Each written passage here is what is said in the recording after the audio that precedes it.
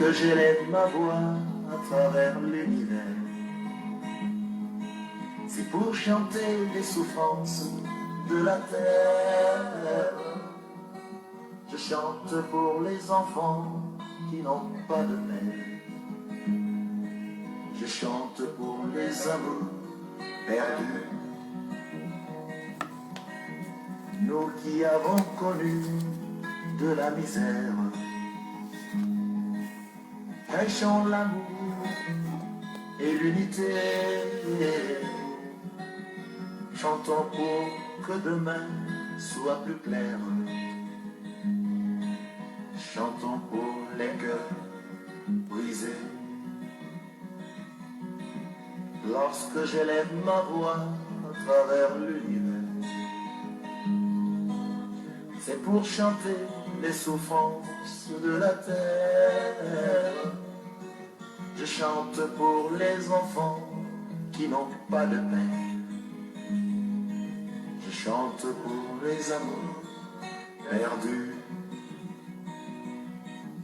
Nous qui avons connu de la misère, prêchons l'amour et l'unité. Chantons pour que demain soit plus clair. Et chantons pour les cœurs brisés.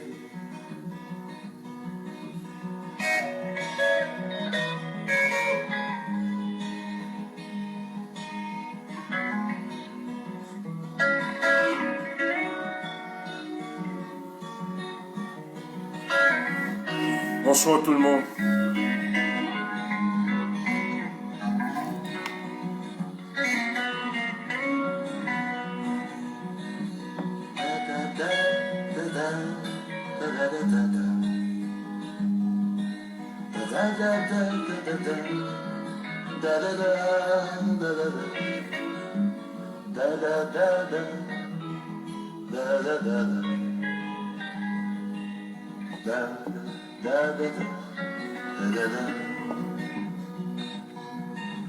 Lorsqu'après l'automne vient le printemps,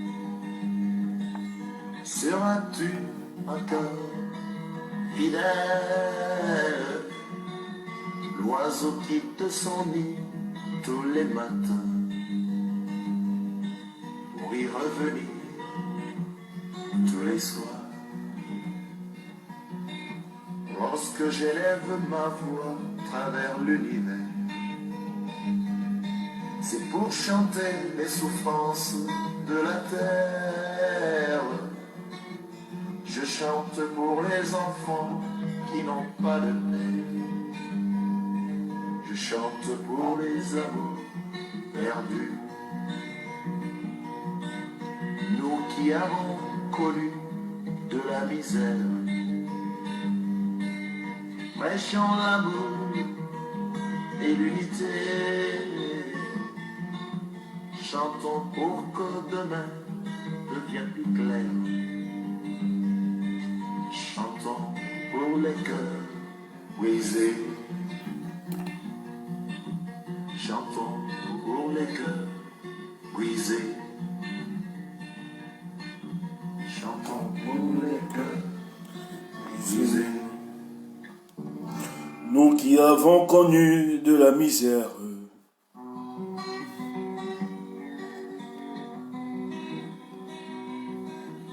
lorsque j'élève ma voix à travers l'univers, c'est pour chanter les souffrances de la terre. Je chante pour les enfants qui n'ont pas de père. Je chante pour les amours perdus. Nous qui avons connu de la misère, prêchons l'amour et l'unité. Chantons pour que demain soit plus clair. Chantons pour les cœurs brisés. Lorsque j'élève ma voix à travers l'univers, Bonsoir à tout le monde. Salut tous mes voyous. Salut tous ceux qui sont là. Ben, je vous laissais sur la mélodie de Abdou Benito, l'orphelin, un souvenir du Cameroun. Vous vous rappelez encore cette série. Ben, vous qui êtes plus jeune là, vous peut-être ne pouvez pas vous rappeler, donc on se rappelle encore l'orphelin, la petite série télévisée quand c'est animé encore, et qui nous racontait les difficultés des orphelins lorsqu'ils viennent de perdre leurs parents, etc. Donc j'ai voulu mettre ça parce que c'est un souvenir pour moi, mais aussi pour plusieurs, parce que nous qui avons connu la misère, on sait de quoi on est sorti. C'est pour ça que on ne peut pas rester indifférent aux souffrances des Camerounais. C'est aussi simple que ça. Donc voilà dans nos motivations. Donc lorsque on peut apprécier peut-être notre situation sur le plan personnel, là où on se trouve, et qu'on voit à distance, dans l'autre côté géographique, au niveau du Cameroun, que les autres n'ont pas droit à certains plaisirs de la vie, certaines réalités, certains dépassements existentiels, ça nous chagrine, ça nous met mal, ça nous met en difficulté. Donc on peut remettre cette mélodie pour souvent penser cette misère, pour comprendre la misère de l'homme sur terre, pour comprendre notre misère. Mais le plus important, c'est que nous devons comprendre, c'est que la misère n'est pas toujours l'effet voulu par la nature. Mais c'est aussi des choses causées par les humains et qui entretiennent cet état de choses. Il y a des gens qui ont une définition de la richesse. Le riche est fier de sa richesse parce qu'il existe à côté de lui du pauvre, le pauvre. Il y a des gens qui estiment qu'il faut qu'il y ait des gens qui souffrent, qu'il y ait des gens qui misèrent, qu'il y ait des gens qui vivent dans une certaine précarité pour apprécier leurs conditions de richesse. Et nous, ce n'est pas la conception de la vie, de la richesse que nous avons, ce n'est pas cette conception. Une richesse qui accepte de voir sombrer les gens tout autour, accepte de voir les gens misérer, souffrir, tomber, n'est pas une richesse salutaire, parce que ce n'est pas ça l'objectif, l'idéal de notre humanité.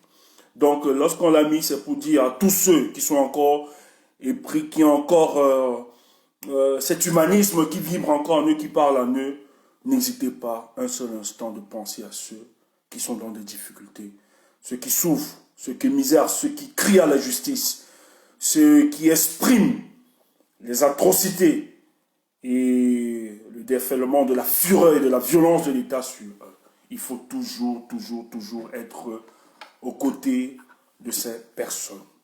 Quand je l'ai dit, je l'ai introduit, je veux juste m'indigner de cette cabale violente à l'endroit de notre compatriote, Madame Djomo Stéphanie. Madame Djomo Stéphanie, dont vous êtes au courant de l'objet dont elle est poursuivie aujourd'hui, c'est cette dame victime, qui est victime de la guerre dans le nord-ouest et le sud-ouest, qui a rendu un témoignage à Equinox. D'ailleurs, nous saluons Equinox pour le travail qu'ils font de conscientisation, d'éducation des masses qu'ils ne cessent de faire pour le bien des Camerounais. Cette femme a été invitée à témoigner des atrocités de ce qu'ils vivaient. Elle a témoigné, comme vous l'avez écouté. Mais vous aviez des cabinets noirs. Palais de tout dit. Un cabinet noir qui estime qu'il faut démolir, ou bien tuer, ou bien effacer de la surface de la terre tous ceux qui seront en opposition, bien en contradiction avec ce que ce régime est en train de faire. Cette femme a eu le courage de venir témoigner, de dire ce qu'elle vivait. Parce que ce n'est pas aussi donné à tout le monde. Il y a des gens qui souffrent. Moi, j'ai un témoignage qu'on me racontait. Il y a des gens à Yaoundé, des gens qui ont perdu enfants, mari, mais qui n'arrivent pas à s'indigner. Donc, je peux comprendre qu'on peut saluer le courage de ceux qui peuvent braver les conditions d'intimidation, de peur, pour venir témoigner. Et Dame Stéphanie est venue nous raconter, beaucoup vous l'aviez écouté, son histoire, ce qu'elle a vécu. Mais,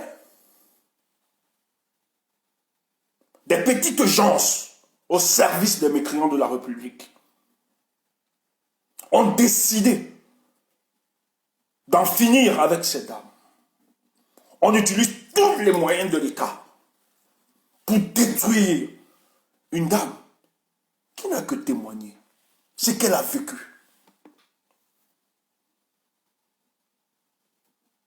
qui n'appartient à aucune organisation politique, même de la société civile.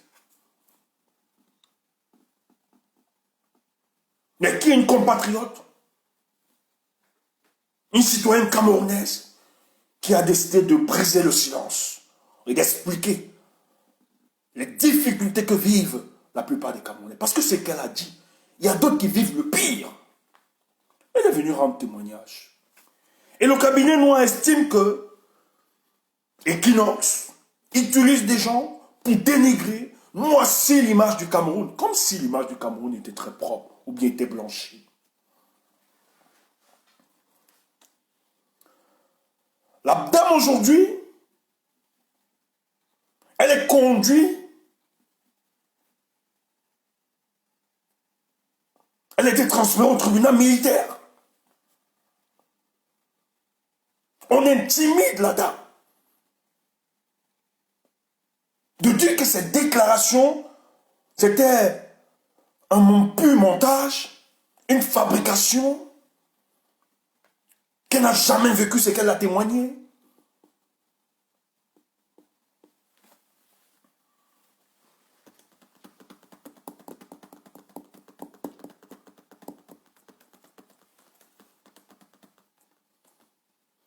On a taxé d'Equinox tous les mots d'oiseaux, tous les noms d'oiseaux.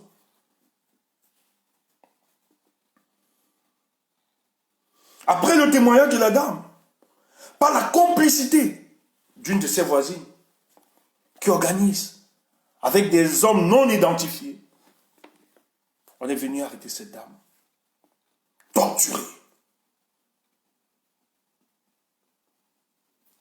noyée dans de l'eau. Une dame, je dis bien une dame.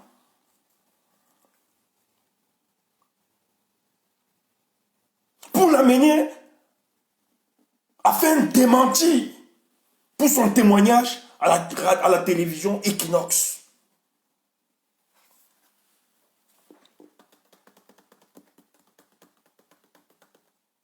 Nous saluons la bravoure de cette dame. Nous saluons le courage de cette dame, qui reste égale à elle-même.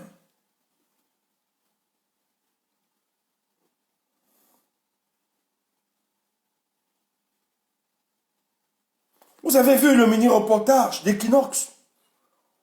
Vous avez des gens sur la toile qui organisent que c'est une fabrication de la Talibanie. Ce qu'on nous appelle, hein, entre guillemets, des talibans.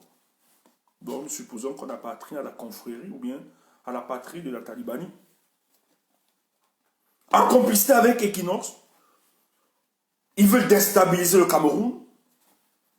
Ils veulent dénigrer les institutions camerounaises, l'armée camerounaise. Que ce que cette femme a vécu n'est qu'une invention de sa part. Encourager, elle a reçu 50 000 francs de la part d'Equinox pour le faire.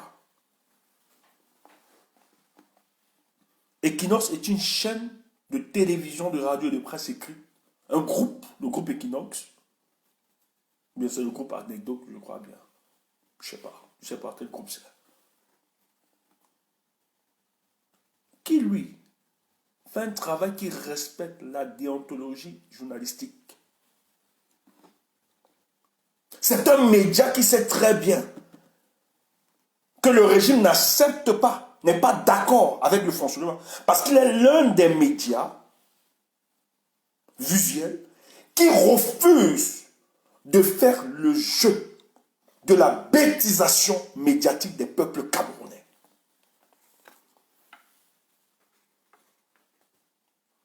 Il refuse d'aliéner le peuple camerounais. Et Equinox est conscient, que ce soit directement ou bien indirectement, que c'est une guerre contre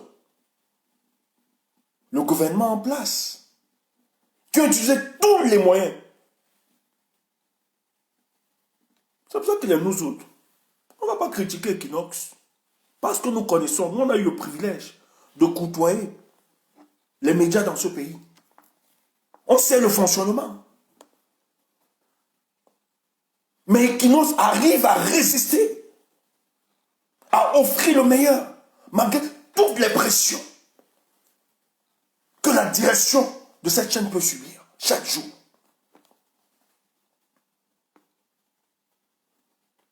C'est pas facile. Tant bien que Equinos fait ce qu'il peut faire pour être du côté de la vérité. Donc Equinos ne peut pas prendre, ne peut pas assumer, ne peut pas se permettre de ramasser une dame dans la rue et créer toute une histoire sans preuve, sans éléments. C'était même pas pour accuser, mais pour présenter les faits, les conséquences d'une guerre décidée par ce régime.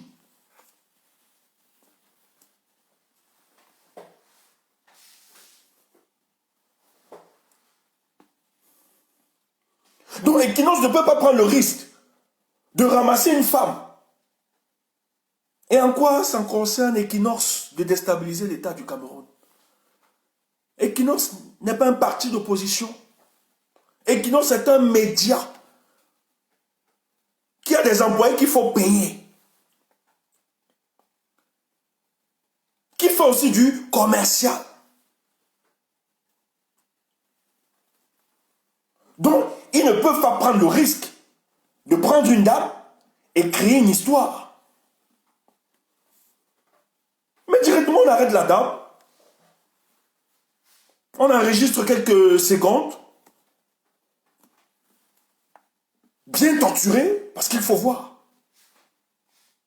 Pour qu'elle vienne faire un démenti par rapport à cette sortie. La femme a dit niet.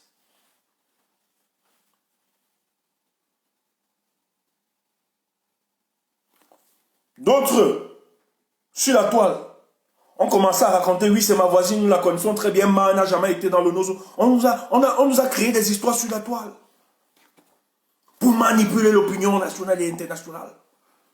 On a fabriqué des choses que non, elle n'a jamais vécu là-bas.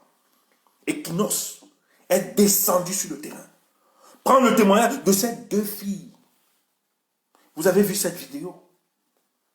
Son beau-père, le monsieur qui l'a accueilli dans la maison. Un monsieur qui pleure, qui dit vraiment, cette femme est malade, elle est en difficulté. Comme vous voulez garder cette femme, le monsieur dit, comme vous aviez décidé de garder cette femme, au moins, mettez cette dame dans des conditions les plus honorables. Des conditions humaines. La famille a témoigné. Ses enfants ont témoigné. Que la maman est victime de la guerre. Ce qu'elle a raconté dans les médias, elle ne ment pas, elle n'invente rien. Vous voyez? Le degré de méchanceté qui atteint notre Cameroun. Aujourd'hui, elle est transférée devant le tribunal militaire pour une affaire qu'elle a vécue, elle a témoigné, elle rendait son témoignage. Le but, c'était de demander à la fin de la guerre. Elle présentait les conséquences. Une guerre qui brise les familles.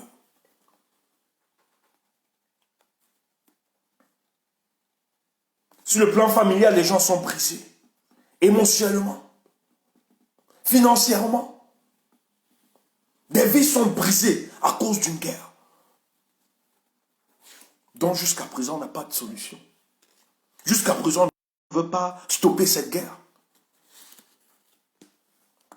Aujourd'hui, elle est transférée au tribunal militaire.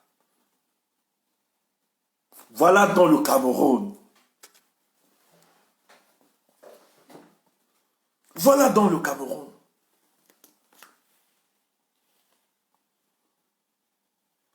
Il faut que les Camerounais comprennent. C'est arrivé à cette dame, mais personne n'est à l'abri. Que personne ne se trompe, personne n'est à l'abri.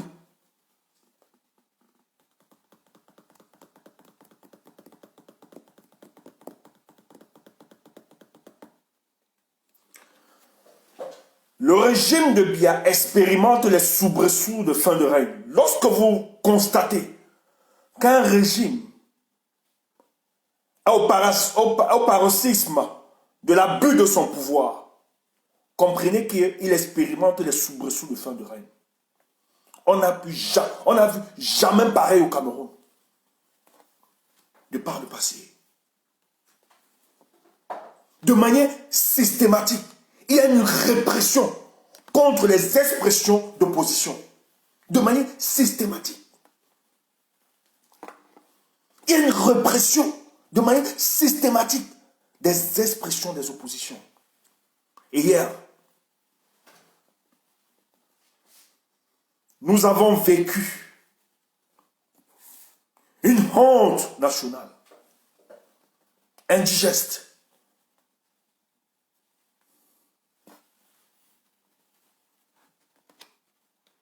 C'est ça qui est notre sujet. En tout cas, qui va soutenir notre sujet. Les militants de Facebook. Roni Ngele. Ok. Mais bientôt, les militants de Facebook. Curieusement, les militants de Facebook ont quand même chassé le Taha Paul Biya.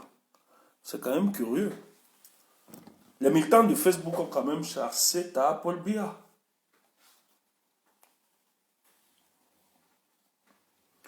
Nous avons vécu quelque chose d'indigeste hier.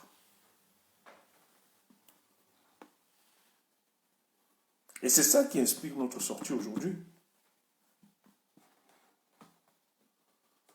Parce qu'en fait, ce que nous sommes en train de voir au Cameroun, tout ce désordre,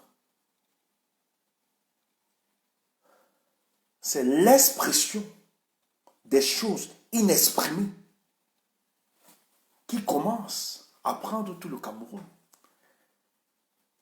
Et j'aime bien le dire, chaque jour qui passe, chaque seconde, chaque minute, chaque heure, chaque semaine, chaque mois, nous assistons à un dépérissement de l'État du Cameroun.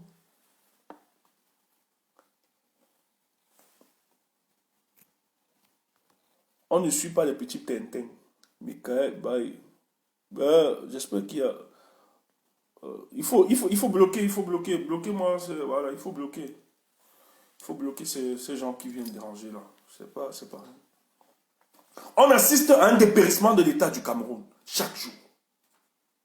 C'est dû à quoi? Le leadership. On va introduire ça. La justice camerounaise est le deuxième corps après la douane, le plus corrompu.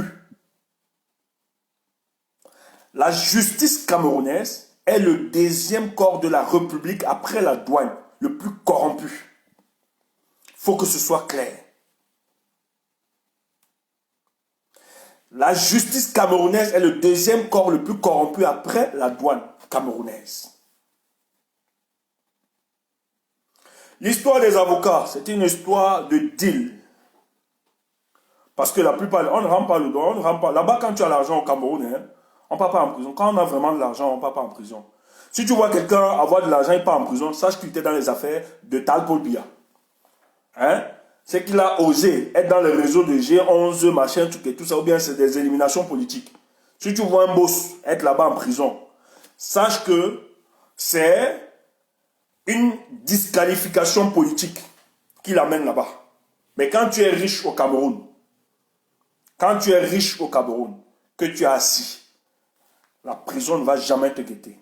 La preuve en est que 80% des détenus, des prisonniers camerounais sont des innocents.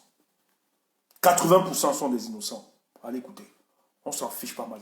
Quel qu'en soit le travail, les travaux des droits de l'homme, etc. Ils n'écoutent personne. Tu n'as pas l'argent au Cameroun, tu pars en prison. Et puisque c'est le réflexe aujourd'hui de toute la société camerounaise, un Camerounais, sachant que lui, il a combien un forfait, il doit aller en prison, il voit ses avocats, il donne de l'argent, qu'il faut aller corrompre le juge.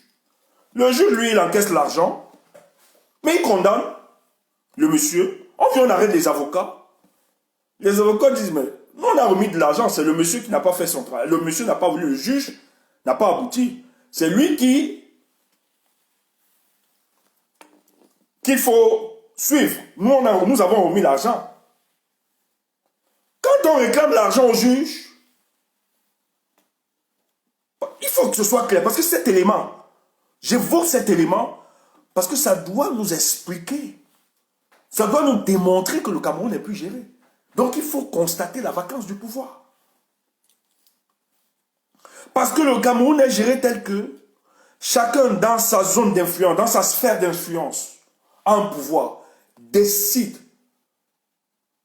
de ce qu'il pense, décide de ce qu'il veut.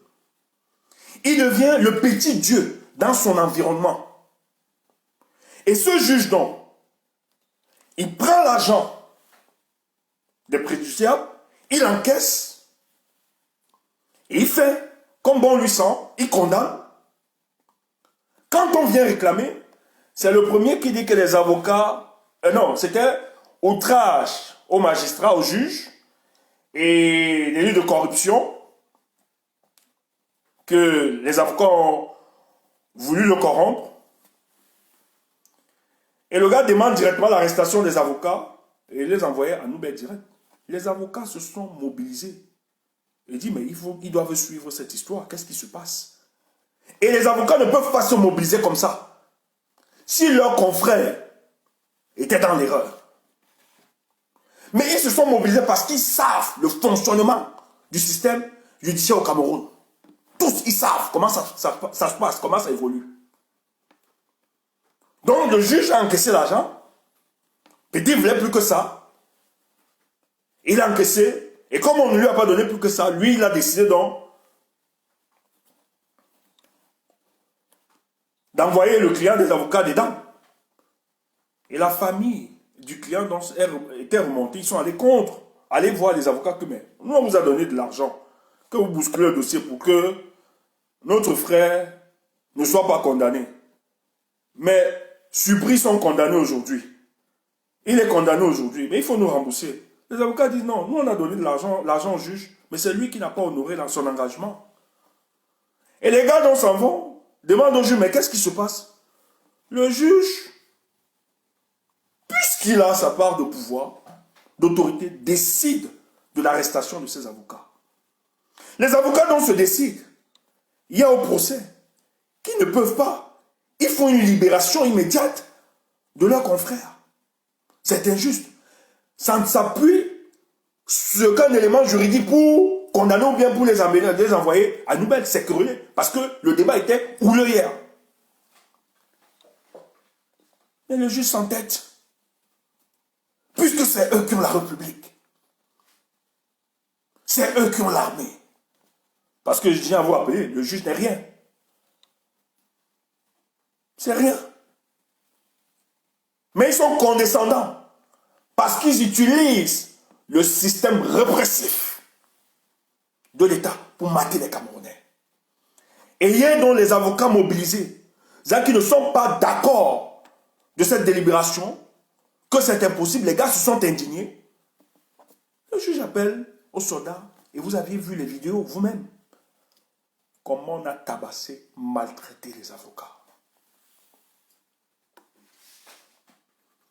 Lancer la grenade, tirer sur d'autres, fouetter les avocats de la République. Vous voyez la folie d'une dictature. On ne respecte plus. Les avocats qui étaient respectés dans notre société. On a humilié les avocats. Dans un pays sérieux, vous touchez aux avocats comme ça. Je dis, la minute qui suit, le pays est bloqué. Dans un pays sérieux.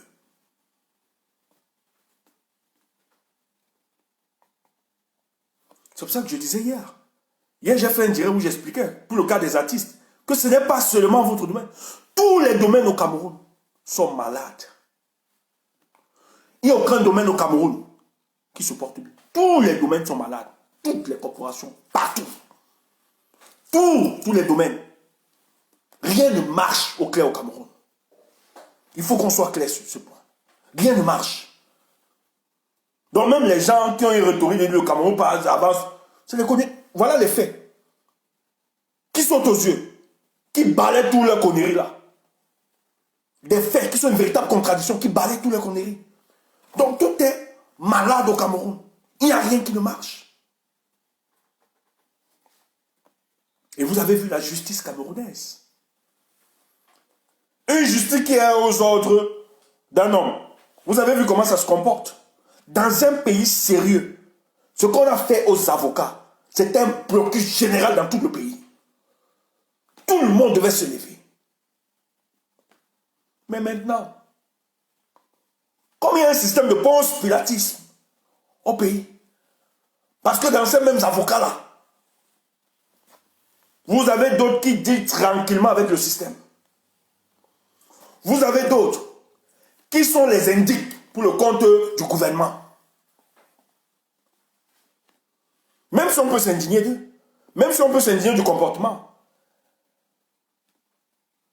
Mais la bêtise, c'est que les mêmes avocats, aujourd'hui, ils sont en réunion. Là où je vous parle, ils sont en réunion. Ils étaient en réunion, je ne sais pas si c'est fini, avec le gouverneur de la République, pour demander la libération. J'ai dit aux gars, mais il ne s'agit pas, oui, c'est bien beau de demander la libération du gars. Mais en réalité, votre système judiciaire au Cameroun est gangréné.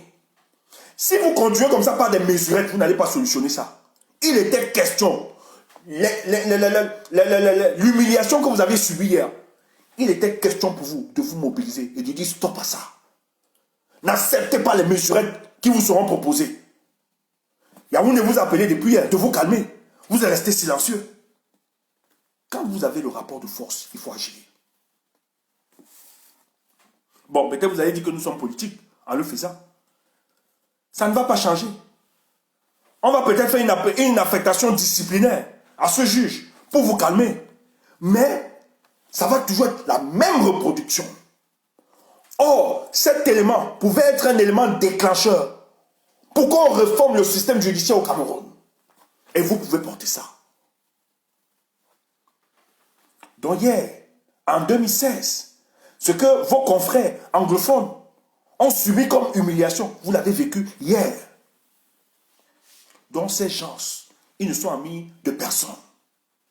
Mais depuis hier, ils vous appellent de vous calmer parce qu'ils savent la fragilité, la fébrilité dont ils sont conscients. Ils savent qu'un petit mouvement comme ça, ils sont dehors. On vous contient, on vous invite. Le gouvernement va écouter, on va libérer vos confrères. On va libérer les confrères. Parce qu'ils savent, ils ne veulent pas, ils vont libérer. Mais cette mesure ne va jamais changer la situation, le système judiciaire au Cameroun. On va continuer. C'est fini pour nous, ça va se calmer. 2 jours, 3 jours, 4 jours, il y aura des solutions, ça va se calmer. Mais le système va se réinventer. Et ils vont vous faire ça. Donc, les jours qui viendront, vous là, les avocats qui étaient en avant, la plupart là, vous aurez affaire, vous êtes ciblés. Les renseignements ont noté, vous êtes ciblés. Et les jours qui viendront, ils auront la liste parce que parmi vous, vous avez des indices. Et ça, ils vont vous faire ça dur. Peut-être vous ne connaissez pas le système. Allez accepter. Vous êtes avec le gouverneur du littoral en train de discuter. Allez accepter les mesurettes. Acceptez. Mais, je vous dis, ça ne va jamais changer la condition. Ça ne va jamais changer la corruption qui existe dans votre milieu. Tout au contraire, après ce deal-là, il y a parmi vous plusieurs qui seront dans la liste noire. Tous vos procès, tout ce que vous aurez, il y aura des recommandations pour tous les avocats là donnés de bloquer tous vos procédures, vos procès. C'est ça la dictature. C'est ça la dictature. Or, c'était l'occasion pour vous de vous mobiliser, de vous lever, parce que ce mal, si on arrive à vous toucher, vous qui êtes les défenseurs des sans-voix, Si on arrive déjà à vous toucher, à vous humilier, à vous bastonner, hey, on allait très loin. Notre nation allait très loin. Ils sont allés très loin. Donc pour votre dignité, il fallait continuer. Lancer vaste mouvement sur le plan national, sur le territoire national, de vous indigner. Si vous, on arrive les innocents, on arrête les innocents. Vous avez vu Madame Stéphanie Ndjomo, qui est arrêtée, qui est humiliée, ridiculisée. Elle est une simple citoyenne de la société. Hein. Mais vous, quand même, vous avez des torches qui vous couvrent. Vous êtes les défenseurs des sans-voix.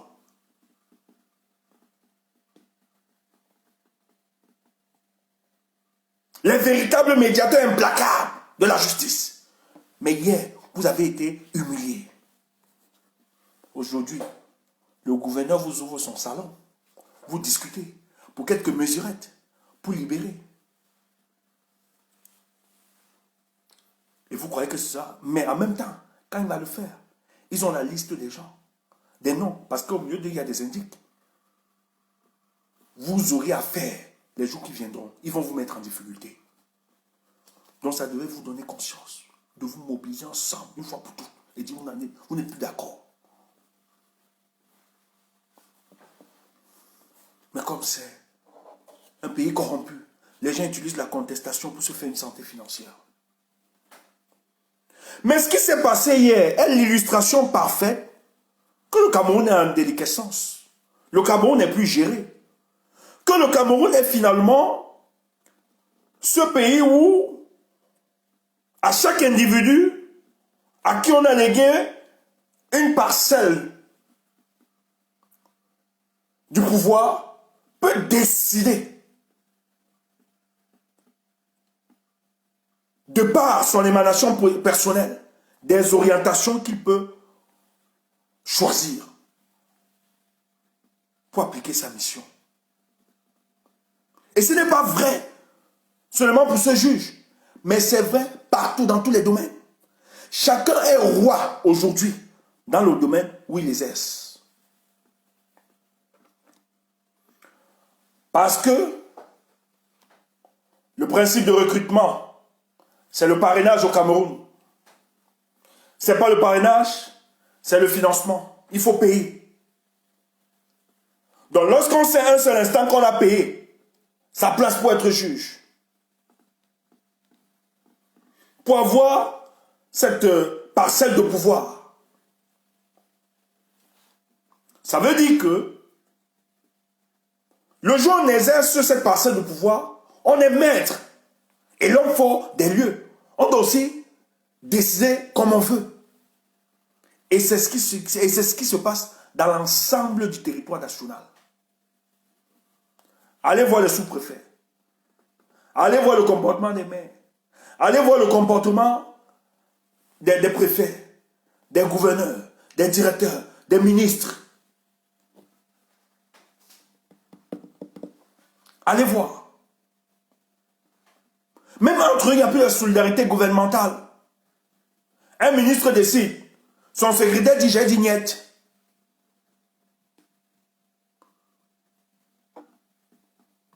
Un ministre, de par sa prééminence, décide de telle orientation. Tu vois un là. Elle ne sait supposer qu'il lui dit je dis non. On l'a vu. La constitution du Cameroun dit très bien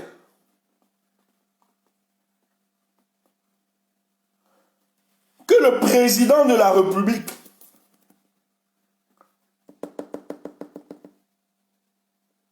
est assisté, et le chef est assisté par le chef du gouvernement qui est le Premier ministre. Et c'est le Premier ministre qui fait des propositions pour la nomination des autres ministres au chef de l'État. Donc en principe, Après Paul Biya, dans le cadre de l'action gouvernementale, c'est le Premier ministre. Mais aujourd'hui, le secrétaire à la présidence de la République est l'homme fort devant le Premier ministre.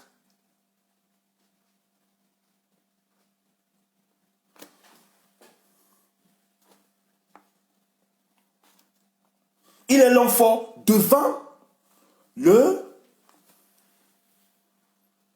Premier ministre.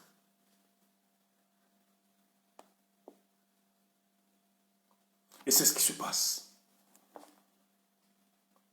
Et chacun décide. Le ministre de la Justice, on vous a dit très bien que les nominations qui se sont faites lors du dernier conseil supérieur de la magistrature, c'est Laurent Esso qui a nommé plusieurs. Parce que Paul Biya ne contrôle plus de rien. Parce qu'il y a une bataille entre eux.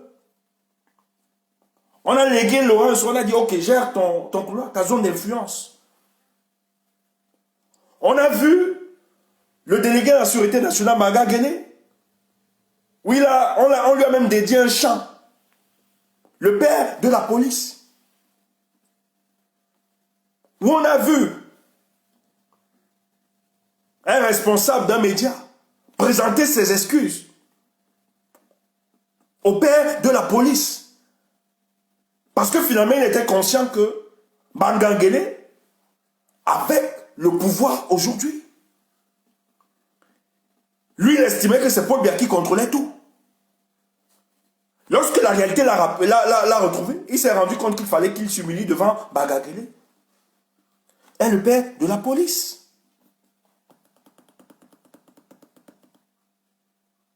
Ces hommes-là étaient gardés par les policiers. Vous le savez très bien. Bangangele a enlevé tous les policiers. Après, c'est le militaire qui les gardait. Le ministre de la Défense a enlevé, parce que le président avait ordonné. Le garde des Sceaux, Laurent Esso, a envoyé des gardes prisonniers de garder les hommes-là. Mais un pays qui est dirigé, ça ne peut pas se passer comme ça. Si le pays était dirigé et que le président était bien aux manettes de la République, ça ne peut pas se passer comme ça dans un pays.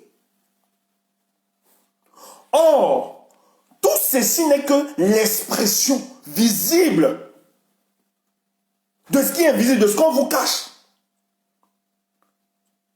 On refuse de vous dire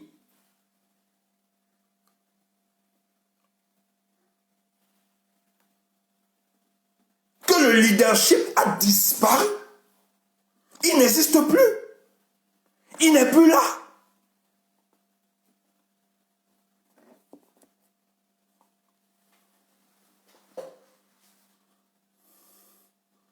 Oh, le leadership, c'est quoi? Le leadership, c'est l'art d'influencer les hommes vers l'atteinte des objectifs qu'on s'est fixés. Quels sont les objectifs de la justice camerounaise? C'est d'assurer que l'état de droit au Cameroun est respecté.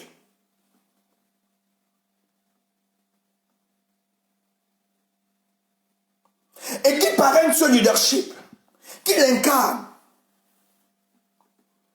C'est le président de la République qui incarne ce leadership. Et lorsqu'on parle d'incarner le leadership, parce que le leadership, on peut aussi le comprendre dans ce sens-ci. C'est celui qui détient les manettes de la République. Et détenir les manettes de la République, c'est quoi? C'est la pleine capacité de l'information, d'évaluation, de contrôle et de sanction.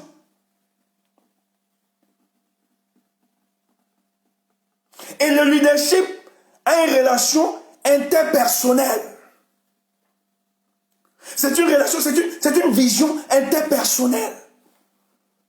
Donc il y a un rapport entre les hommes. Quand on incarne le leadership,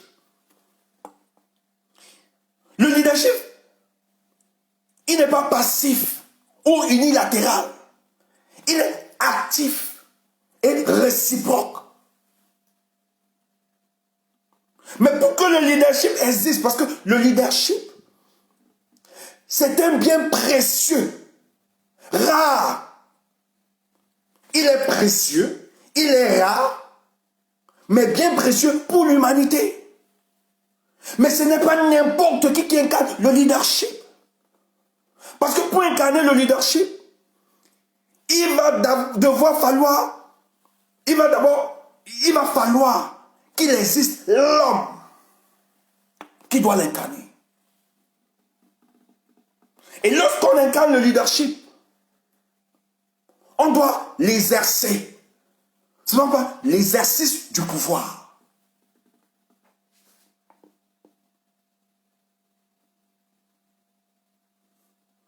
Ce n'est pas une vue d'esprit ou utopiste. L'homme qui l'incarne, il doit être visible. Il doit motiver ses hommes.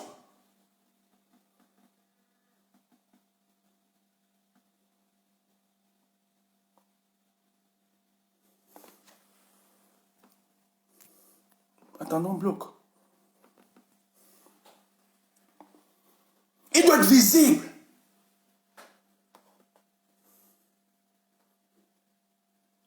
Et le leadership doit incarner les valeurs humaines. Et le leadership doit avoir une vision homocentrique.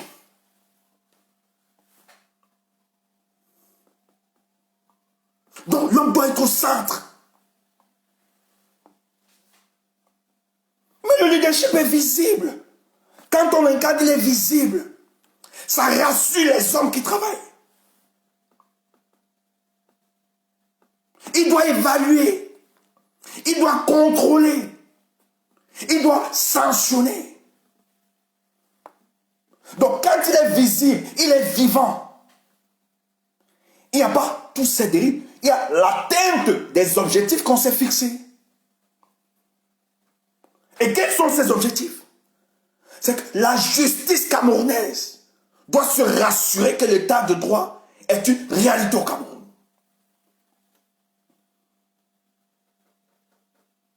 Et c'est le leader qui doit veiller à ça.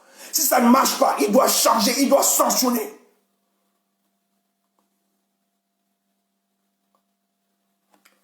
Mais tout ce qui se passe, tous ces éléments que nous avons au Cameroun, est la preuve matérielle que le leadership a disparu.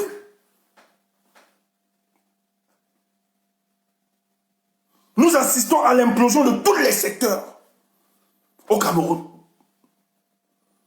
C'est la preuve que le leadership est déconnecté, est absent. Parce que si ce leadership était incarné, si ce leadership travaillait, était efficace, on n'assisterait pas à ce que nous avions vu hier. Mais c'est parce que ceux qui ont une parcelle du pouvoir, qui ont une zone d'influence, savent très bien que le leadership n'existe plus. Chacun gère son couloir avec la protection de son parrainage.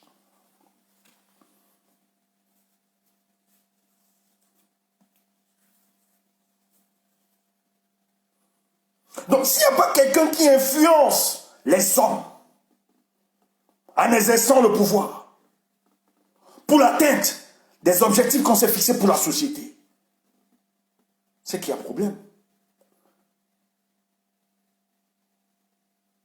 C'est que ce leadership dont on nous parle, on évoque, est utopiste.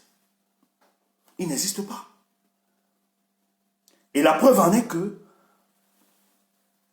la situation embarrassante que nous vivons dans notre pays est la démonstration parfaite qu'il n'existe plus de leadership.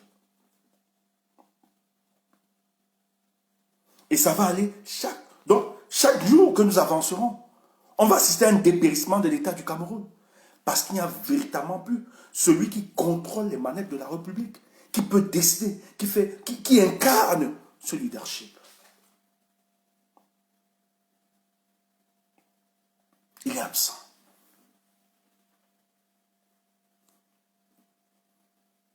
Il a disparu. Donc ces éléments doivent être la preuve parfaite de demander donc à ceux du Conseil constitutionnel de constater la vacance du pouvoir.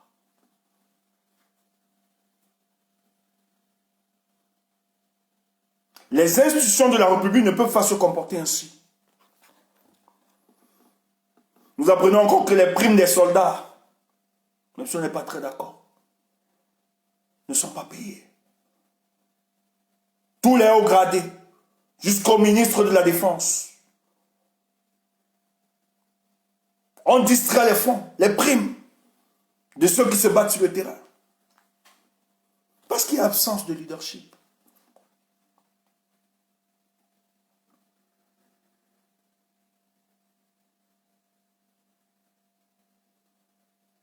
Aujourd'hui, tout ce qu'on peut vous donner, ce sont des solutions ponctuelles, de l'heure.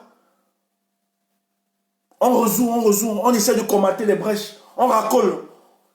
On va rafistoler partout, on racole un peu partout, on fait des collages. Mais ça ne va jamais aboutir à la sérénité de notre nation.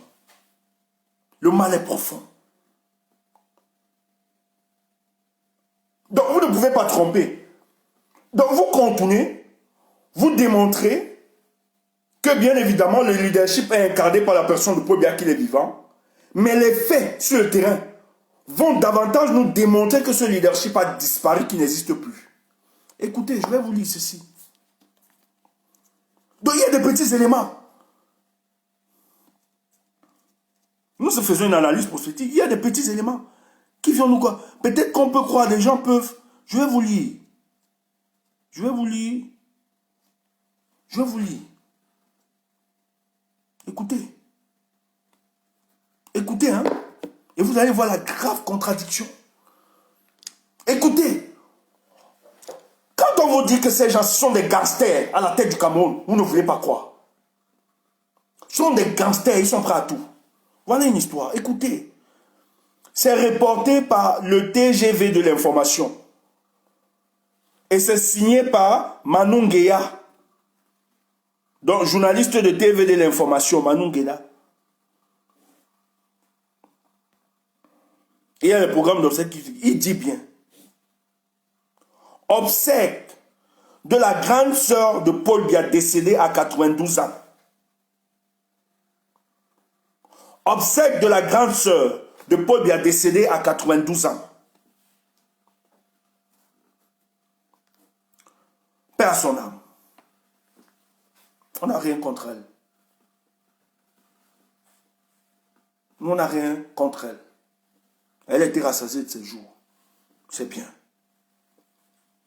Mais nous aurions aimé qu'elle dise à son frère, comme la première dame, Irène Biya, avait dit à Paul Biya de lâcher cette histoire.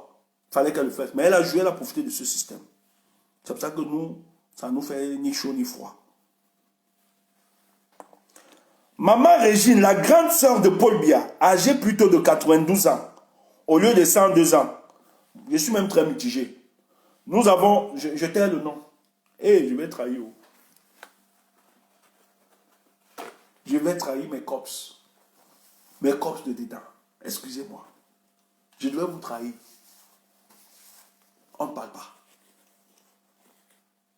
Mais l'âge là, même 92 ans, on n'accepte pas. On a le topo, nos cops. Je vais trahir les cops. On ne trahit pas les cops.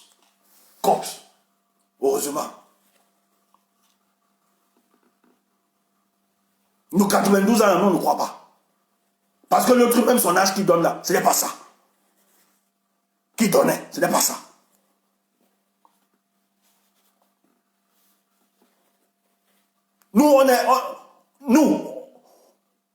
On croit que c'est 102 ans qui est son âge de la grande sœur. Nous, on croit. On croit. Nous, on croit ça. Allez, qu'on est fou, on est fou. Mais nous, on croit ça. Parce que nos cops nous ont dit l'âge du petit frère. Il n'est pas dans les trucs à trouver, c'est faux. On continue, c'est pas ça le débat. Au lieu de 102 ans qui ont circulé sur la toile, seraient inhumés. Écoutez bien. sera inhumé au palais présidentiel de Mvomeka le 13 décembre 2020. Elle ne reposera pas aux côtés de son mari et père de ses enfants, Feu Bidjan. On nous dit ici là que maman Régine était mariée à Feu Papa Bidjan et père de ses enfants.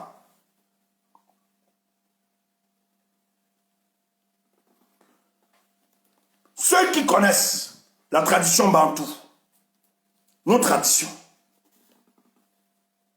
lorsque la femme quitte l'enceinte de ses parents, elle s'attache à son homme. On fait la dot. Pourquoi? Parce que la dot est l'acte qui vient certifier qu'il y a une séparation physique de votre fille. Ses empreintes héréditaires ne seront plus marquées là-bas. Elle va le marquer, elle va s'attacher à une autre famille. Donc lorsqu'elle sort de chez vous, en tant que fille, qui est souvent difficile, c'est pour ça qu'il y a une dot, qui est une compensation. Même pas vraiment compensation. On peut pas parler. Mais c'est la symbolique et la représentation des sacrifices faits par les parents de cette fille pour l'amener à cette maturité. Maintenant, comme c'est difficile de voir sa fille partir, parce qu'elle ne retournera plus dans la terre de ses pères, il faut marquer cela par la symbolique de la dot. Quand tu pars dans notre famille,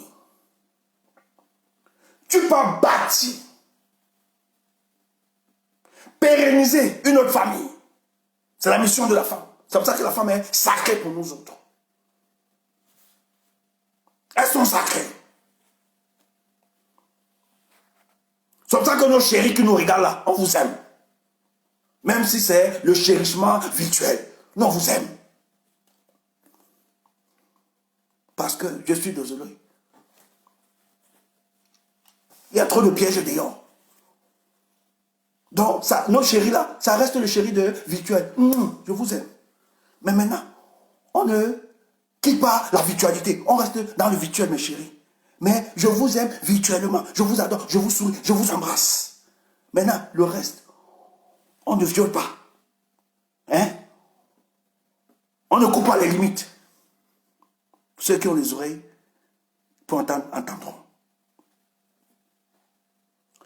Elle ne reposera pas aux côtés de son mari et père de ses enfants, Feu Bidjan. C'est un coup dur pour tous ceux qui voulaient voir Paul Biya sortir de son palais, se déplacer en personne vers Mengong, un village proche de Mvomeka, le village où sa sœur était en mariage depuis sa jeunesse. Ce village est pourtant situé à quelques pas de Mvomeka. Donc c'est pas loin. On dit que c'est pas loin. Tout se passera dans le secret. Loin des curieux et des autres analystes de la prestance de Paul Biya. Le gars il a bien commenté. Il dit que tout se passera dans le secret. Loin des curieux. Parce qu'il y a des gens, même autour de Paul Biya, même dans son gouvernement, qui savent très bien qu'il a disparu. Ils veulent voir. Est-ce que le type là répond encore? Et vous savez que dès qu'elle est morte, tout le monde disait, ok, peut-être cette fois-ci nous aurons l'occasion de voir Paul Biya physiquement. Mais les gars ont sorti encore un autre fait. Que ça va se passer au palais de Mvomeka, dans Paul Biya. Quelle véritable contradiction dans nos cultures africaines. Une dame mariée, ayant ses enfants, mariée à une famille Bidjan, dans le village Mengong. Donc, j'ai une soeur. Ma soeur est mariée. On a fait la dot, on a fait tout. Ma soeur meurt. Comment? C'est même très loin. Ma mère qui m'a accouché. Mariée à mon père. Qui doit être enterré dans la concession familiale. Un des frères de ma mère. Le frère de ma mère décide qu'on vient enterrer ma mère chez lui. Or, nous les enfants, nous sommes vivants. La concession de papa est là. Mais le petit frère de maman décide d'enterrer maman dans sa concession. Peuple, peut-être, on vous a trop trompé. Maintenant, là, nous revenons dans notre tradition.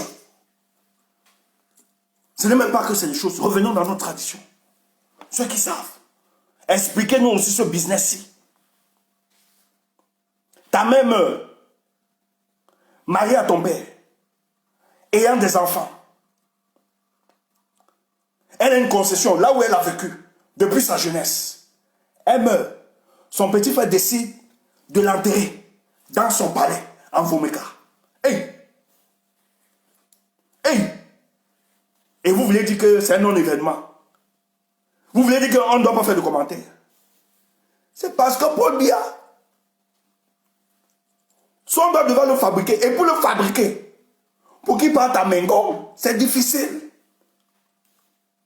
Les gens vont voir le cinéma. Comme il ne peut pas. C'est impossible de fabriquer Paul Biya pour Mengon. Donc on est obligé d'organiser le business. De dire ça va se faire. Et on vous explique. Le journaliste dit qu'on a dit street intimité, c'est ce qu'on vous a dit. Et le journaliste dit les gens curieux là, personne ne viendra. Pour voir si Paul Biya vit. Il n'y a pas. Donc ils vont prendre le corps de Mengon. Peut-être ils vont faire un tour là-bas. Dès qu'ils vont faire le tour, pleurer 1 heure, 2 heures, on va venir, on va jeter un micro en tête. Tranquille. Pas de caméra, rien. Pas de photos. Soit on vous fabrique les photos Hollywood. Pour ceux qui sont trop curieux. Que le boss était là. Et ça, vous voulez laisser ça tranquille. Et ça, vous continuez à dire que Paul Biya assure la continuité de notre État. Ces gars sont des gangsters. Ces bâtards sont plus voyous que nous. Ils ont pris le Cameroun en otage.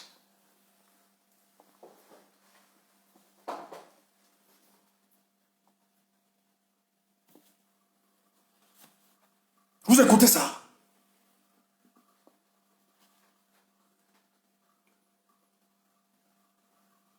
Femme mariée,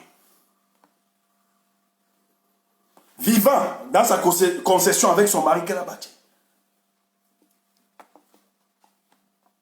Elle ne s'est pas remariée. Elle ne s'est pas remariée. Elle ne s'est pas remariée. En tout cas, à ma connaissance, elle ne s'est pas remariée. Même si elle s'était remariée, qu'on avait remboursé l'autre dot, le type qui l'a épousé devait demander qu'on enterre sa femme dans sa concession, chez lui, cadre familial. C'est comme ça. Ce sont nos traditions. N'expliquez pas autre chose. Ne contrôlez pas la mafia. Mais c'était impossible de voir Paul Biya. Paul Biya ne peut pas se déplacer pour Mengon. On ne peut pas voir Paul Biya. Il fallait donc réfléchir pour le schéma. Comment on va faire?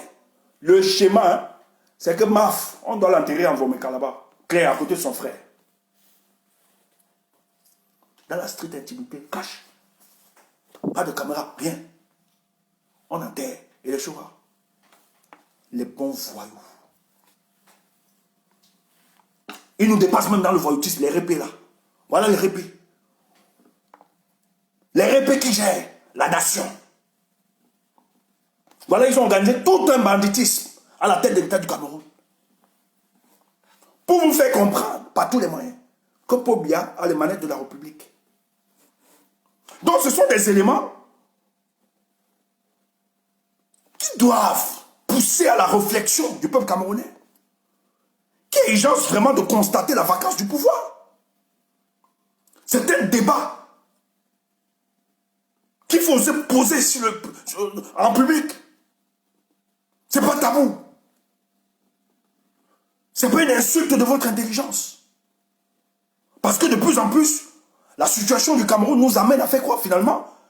De nous poser la question, mais qui dirige véritablement ce pays? Parce que c'est tout sauf un pays, c'est pas dirigé. Chacun est fort dans son domaine. Chacun décide de comment les choses doivent fonctionner. Ceux qui connaissent, ceux qui sont proches de Paul Biya, on sait quelle est la complicité qu'il avait avec sa sœur. Il y a les enfants de sa sœur. Il y a une là qui était presque comme une confidente à Paul Biya. Une des filles à cette dame. Paul Biya et sa famille, il les aimait franchement. Donc s'il était apte, il ne pouvait pas manquer. Mais comme ils savent que c'est impossible d'avoir Paul Biya Mengon, il faut organiser ça. Et ce sont des éléments qui doivent nous questionner. Ne dites pas que c'est impertinent. Mais c'est très important pour la réflexion, pour notre cadre. Oh, je vous ai expliqué ici là, les décrets que vous voyez, les nominations que vous voyez sur la toile, on le fait expressement, et tous les constitutionnalistes le savent, on le fait expressement dans le but que vous ne constatez pas, vous ne demandez pas la constatation de la vacance du pouvoir.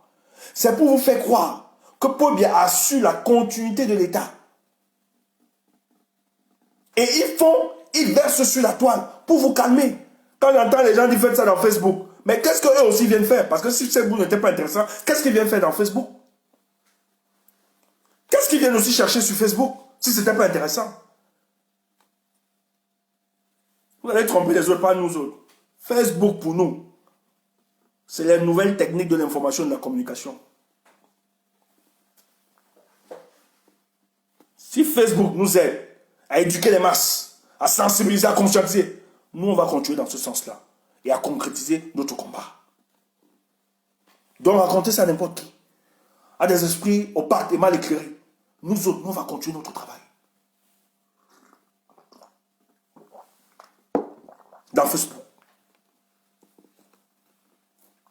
Donc vous devez donc comprendre que ces éléments participent à nous démontrer une fois de plus que les manettes de la République ne sont plus assurées par Paul Biya. Vous avez un groupuscule d'individus, ces mécréants, qui ont décidé de prendre en otage la République du Cameroun et gérer comme ils peuvent. Lorsque Paul Biya doit répondre présent, physiquement, à certains rendez-vous, on sort des schémas pour calmer et tromper le peuple camerounais. Or, on sait très bien que M. Biya, aujourd'hui, est l'homme du passé.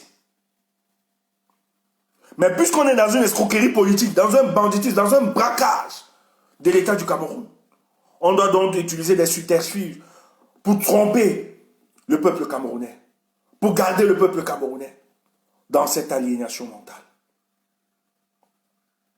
Donc il y a urgence de comprendre que notre leadership a disparu. Il n'en existe plus de leadership véritable qui incarne, qui influence les hommes pour l'atteinte de certains objectifs. Donc les problèmes que nous rencontrons dans tous les secteurs de notre société n'est que la résultante et la conséquence de la démission et de l'absentéisme de ce régime, de ce leadership. Donc par conséquent, il est important de demander la constatation de la vacance.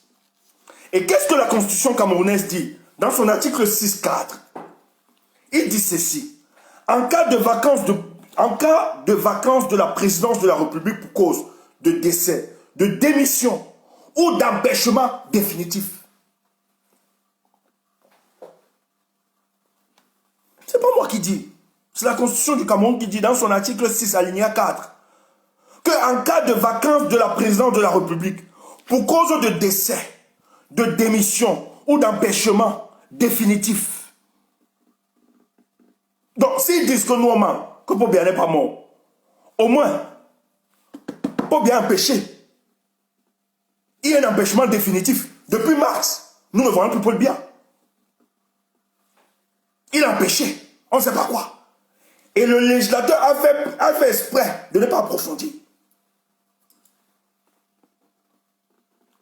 Ça peut être un empêchement physique, une incapacité qui l'empêche d'exercer.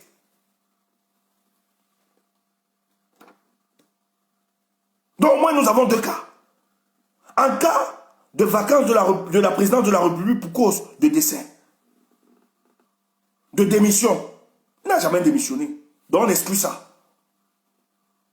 De décès ou d'empêchement définitif. Constaté par le Conseil constitutionnel. Le scrutin pour l'élection du nouveau président de la République doit impérativement avoir lieu. 20 jours au moins et 120 jours au plus après l'ouverture de la vacance. Donc si on avait un conseil constitutionnel, parce qu'aujourd'hui le conseil est tribalisé, vous avez les personnes qui sont nommées là-bas, qui ne jouent que par Paul Biya. Donc ils ne pourront jamais s'attaquer à lui. Mais la Constitution nous dit qu'il y a deux éléments.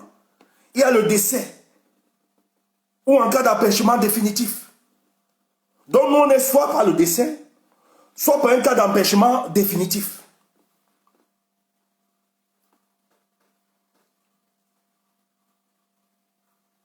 Paul Biya est empêché. S'ils disent qu'il est vivant, ok. S'ils disent que ça annule le décès, mais pour nous il est empêché. Parce que le leadership n'est pas incarné sur le terrain. Rien n'est fait. Il y a une démission. Il n'exerce plus son pouvoir. Il a disparu. Donc le Conseil constitutionnel doit faire son travail. Il doit constater la vacance du pouvoir et organiser de nouvelles élections. Donc frère, il est fort probable, je vous le dis, il est fort probable qu'on vous annonce le décès de Paul Biya fin décembre ou début janvier. J'ai fini mon direct. Que ceux qui ont les oreilles pour entendre.